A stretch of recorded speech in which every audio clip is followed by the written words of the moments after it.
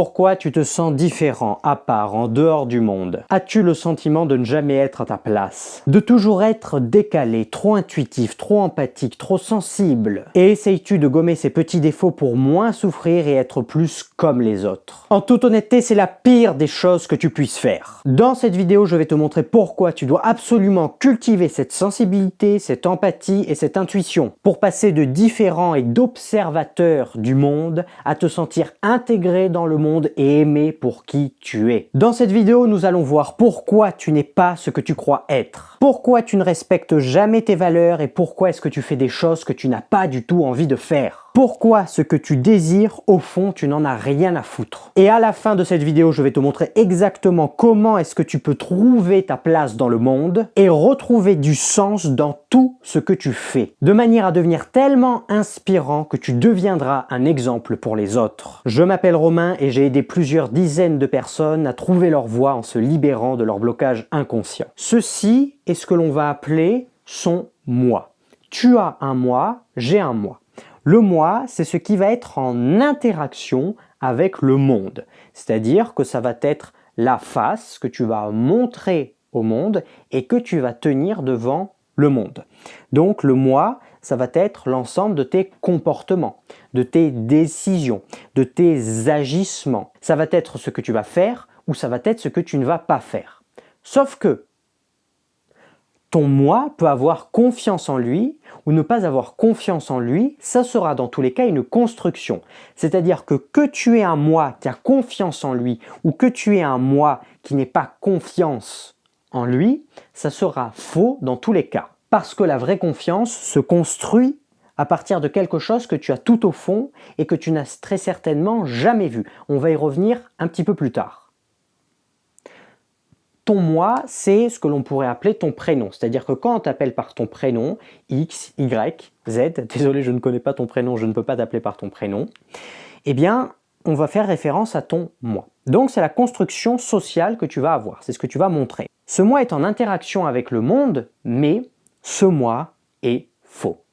Parce que ce moi n'est rien d'autre qu'un pantin, qu'une marionnette, que tu manipules et que ce truc-là manipule ou ce truc-là, ou ce truc-là, mais donc qui n'est rien d'autre qu'une marionnette manipulée pour te faire agir de telle ou telle manière dans le monde. D'ailleurs les amis, petit aparté, si tu veux découvrir ton profil d'auto-saboteur, tu peux réaliser le petit test que j'ai fait pour toi, lien en description, entièrement gratuit. 3 minutes et résultat à la fin du test. Donc pourquoi est-ce que tu te sens différent? Ce n'est pas que tu te sens différent, c'est que tu ne te sens pas aligné avec qui tu es vraiment. Pourquoi?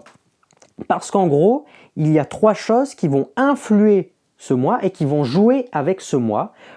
Et ces 3 choses vont te faire avoir des comportements, des agissements, des paroles différents. Tu vas avoir le faux moi, ce que Carl Gustav Jung a appelé l'ombre. Carl Gustav Jung, c'était le disciple de Sigmund Freud avant qu'il y ait un clivage idéologique parce qu'il n'avait plus la même vision de la psychologie. Et Carl Jung, c'est la personne qui a inventé le terme de synchronicité, le concept d'introversion, d'extraversion. Et parmi les concepts qu'il a inventés, il a inventé ce fameux concept d'ombre qui en gros toute une part de choses que tu as réfrénées, mais qui te contrôlent dans l'ombre, c'est-à-dire sans que tu le vois. Tu vas avoir également une sorte de brouhaha de désirs, de pensées, d'émotions réfrénées qui, elles, veulent être regardées. C'est-à-dire que ton faux toi, ton ombre, elle te dit « reste à ta place, écoute tes conditionnements, écoute tes peurs ». Ce brouhaha de pensée, voilà, ce sont des choses informes, vont s'exprimer sous la forme de rêves et eux, leur seul objectif, c'est d'être vus. Donc ils font « Eh oh, regarde-moi, si tu rêves de moi, c'est pour que tu me regardes ». Et au fond de ça, tu as ton vrai soi. Et c'est en te connectant à ton vrai soi que tu vas développer une confiance en toi profonde, réelle et totale. Et que tu ne vas plus te sentir différent. Parce que la question, ce n'est pas d'être différent, c'est d'être aligné ou désaligné. Et quand tu es connecté à ton faux moi, à ton brouhaha, tu es désaligné et tu es comme une girouette qui tourne. Le faux moi, l'ombre, c'est ce qui entraîne la boucle répétitive, le schéma qui se répète toujours. Le brouhaha, c'est ce qui entraîne le fait que tu sois comme une girouette et que tu ne saches jamais vraiment où aller. Tu as plein de centres d'intérêt différents, mais tu n'arrives jamais à te poser sur un et à aller à fond sur un. Ça, c'est parce que ton moi est sous l'influence de ce brouhaha mental. Tu répètes toujours les mêmes schémas relationnels, financiers, professionnels, c'est parce que tu es sous l'influence de ton ombre et de ton faux moi. Donc en synthèse, tu n'es pas différent, tu es simplement décalé et désaligné de ce qui te tient vraiment à cœur. Et il est temps que tu vives pleinement ta vie en te réalignant avec ce à quoi tu tiens vraiment. Donc voyons comment est-ce que tu peux dépasser ces peurs et dépasser cette ombre pour être authentique avec toi-même et avec les autres. Déjà, ce qu'il faut comprendre, c'est que cette ombre, elle est inconsciente. C'est-à-dire que là, tu as une petite barrière qui fait que tu n'arrives jamais vraiment à la voir.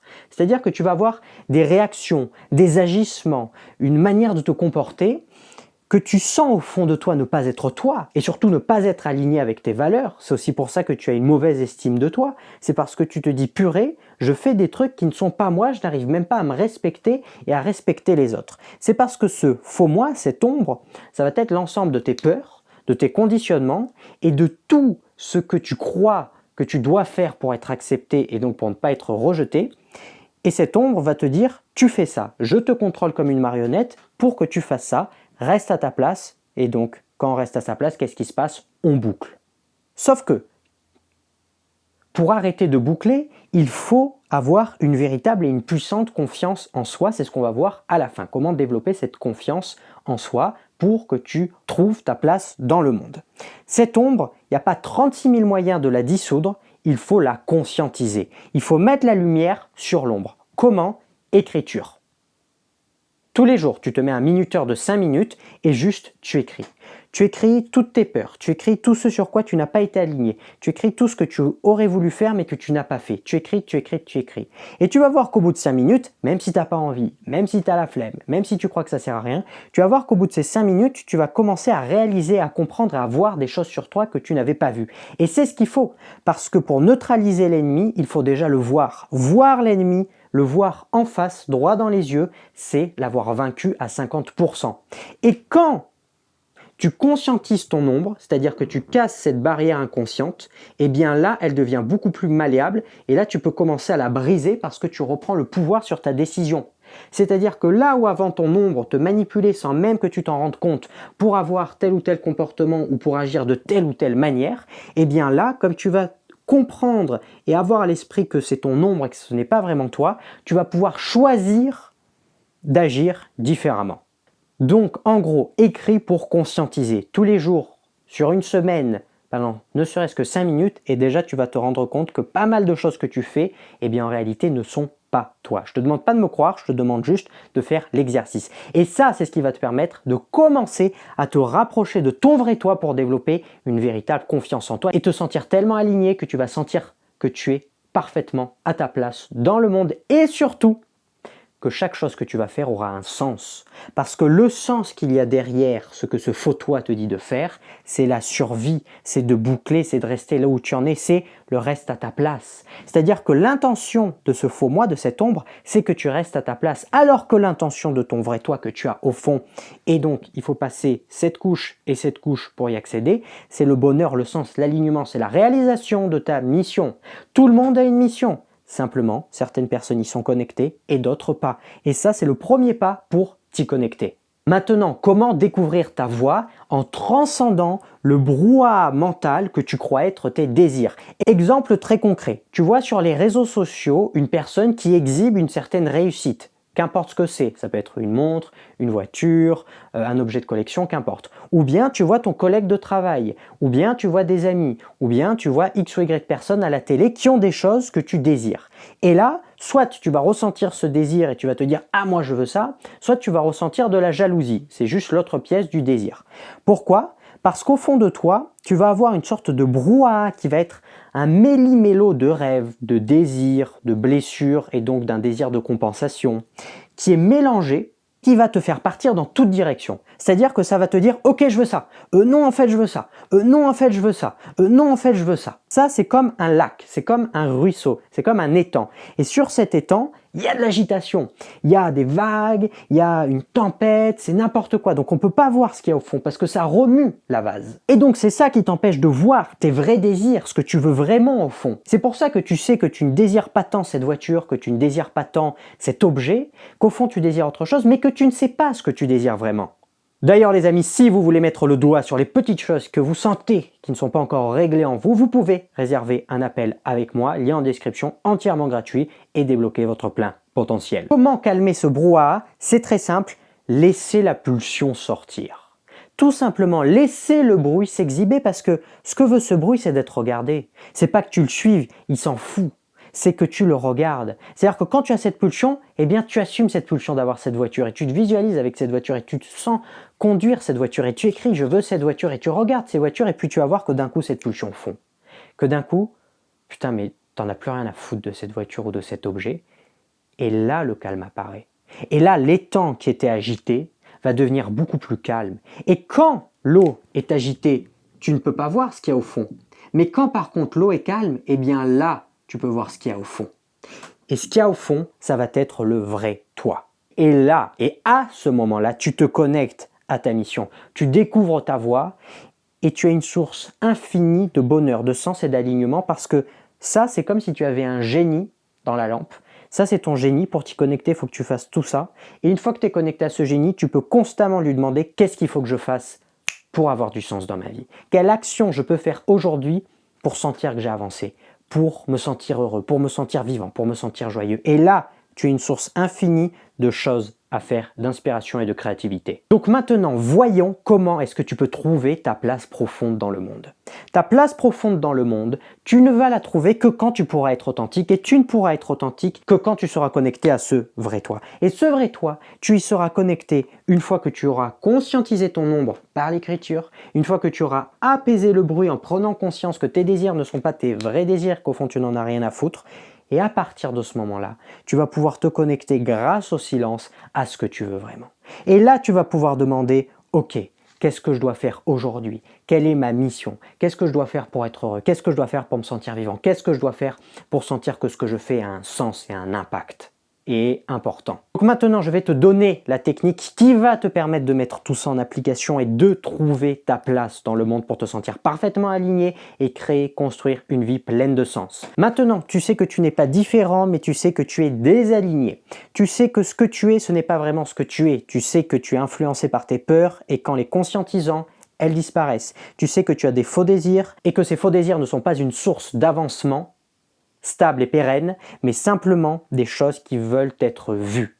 Et que tu as au fond de toi un vrai toi qui veut ton bien et que c'est en le suivant lui et rien d'autre que tu vas pouvoir te réaliser, te sentir authentique et à ta place dans le monde.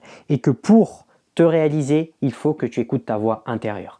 Et pour écouter ta voix intérieure, il faut faire du silence en toi. Silence en toi, c'est très simple.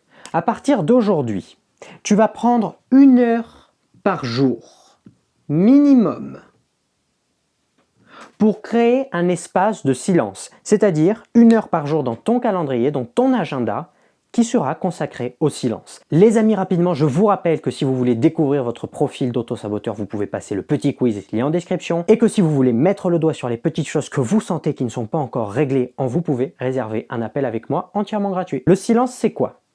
Ça peut être aller marcher en nature, sans rien, sans musique, sans podcast, sans rien. Ça peut être méditer, ça peut être lire un livre, ça peut être cuisiner, ça peut être rester assis ou allongé dans une pièce sans rien faire pendant 1 heure.